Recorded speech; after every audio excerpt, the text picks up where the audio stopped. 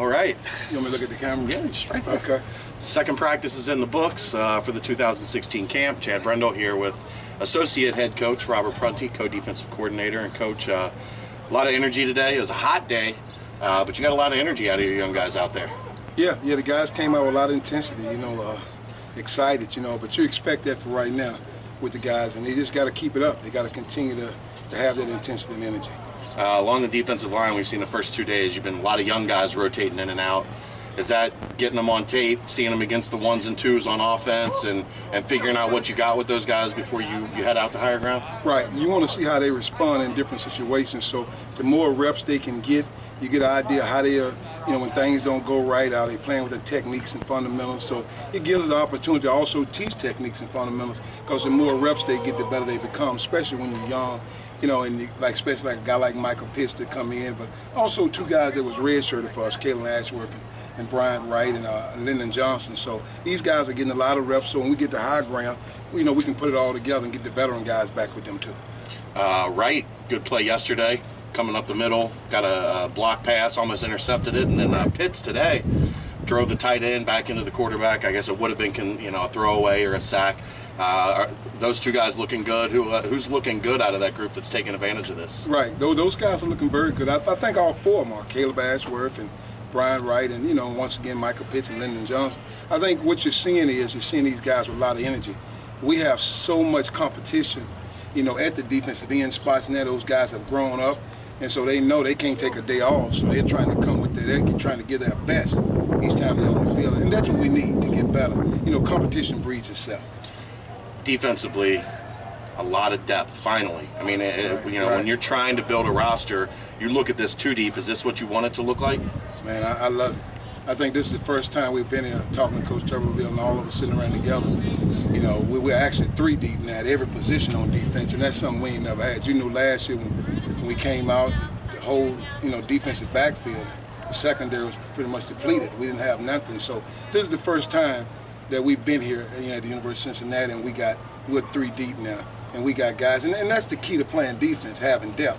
I mean, you can have, great players, but you only got 11 of them, they get tired. So now we have guys that can come in and rotate for guys, and that makes things different. Also, it makes practice better because, once again, you've got competition going on in practice, too. How's the leadership been on that group? Zach obviously been around a long time. Eric Wilson been around a long time. How's your defensive leadership? It's been great. I mean, Zach Edwards is a proven leader. I call him Coach. He's been here so long. All right, there. Well, Coach Edwards, Zach Edwards, he's a proven leader. He's been there. He's been with the program. He's done it the right way. And Eric Wilson has been phenomenal. And then Bryce Jenkins has been outstanding. I mean, on and off the field in the weight room. And for the D-line, of course, Alex Pace has been great, and all those guys have stepped forward. And Mike Tyson came on strong in the spring, and he's consistent there. And we also got a quad leader in Grant. So we got some guys stepping up, and we need Tyrell Gilbert to come more of a leader back there, and Carter Jacobs been a leader, and Mark Wilson been a leader. So right now I would say we got about 4 leaders, but we probably got about 7 guys that's adding to that leadership.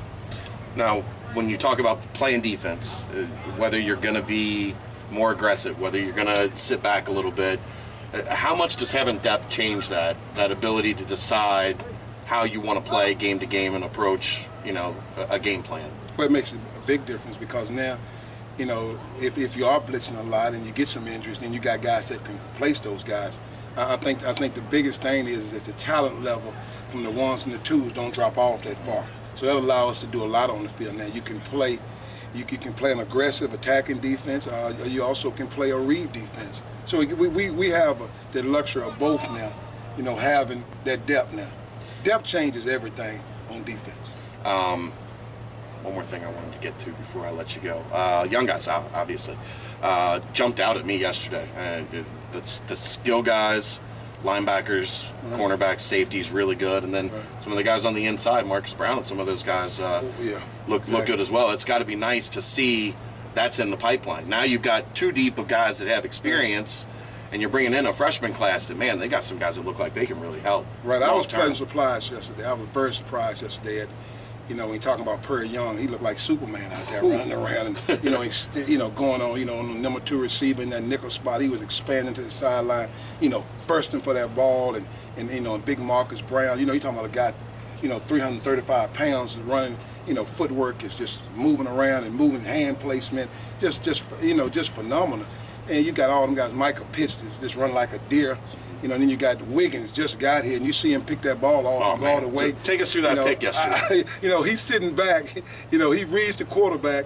Hey, he's in the middle of the field. He wasn't supposed to be in the play, right? Exactly. But his speed and his athletic ability took him all the way to the hash, and he picked the ball off the hash and just went down the sideline. I said, wow. I hadn't seen that in a long time. Probably, just fast of a guy like Ed Reed type player, Yeah. So I was really, really, pleasant surprised with all those guys, man. Just you can just see the talent that we have brought in and the energy that those young guys got, man, phenomenal. And that's, even if they can't help on defense this year, those guys could help on special teams and really make a difference in that regard if they're blocked from getting on the field from the older guys. Well, that's the thing. We go back to depth. You talk about the kickoff team now.